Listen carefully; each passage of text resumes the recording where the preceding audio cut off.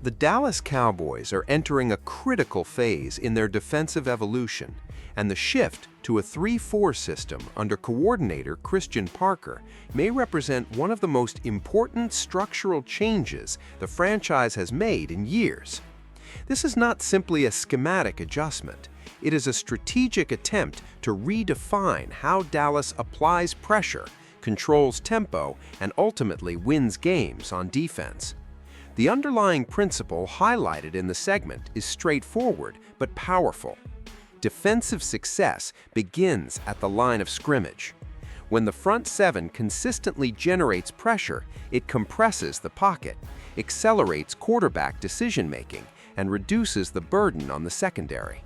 This concept has been validated across the league, and Dallas is clearly aligning its roster construction with that philosophy. The additions of players like Rashawn Gary are central to this approach. Gary brings proven edge pressure, physicality, and the ability to disrupt offensive timing. His presence alone can alter blocking schemes and force offenses to dedicate additional resources to protection. Meanwhile, the arrival of Caleb Downs introduces a high-upside defensive back capable of contributing immediately, particularly in a system that values versatility and range in coverage. From a tactical standpoint, the 3-4 alignment introduces additional complexity for opposing offenses.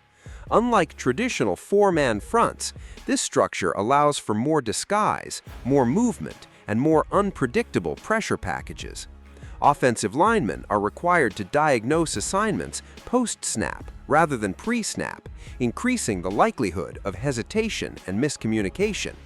As outlined in the segment, that hesitation is precisely where defenses gain their advantage. There is also a broader strategic implication. Dallas is not simply trying to improve statistically. The organization is attempting to elevate its defensive ceiling to match its offensive potential. In recent seasons, the Cowboys have demonstrated the ability to produce offensively. However, sustained postseason success typically requires balance and, more importantly, a defense capable of controlling critical moments.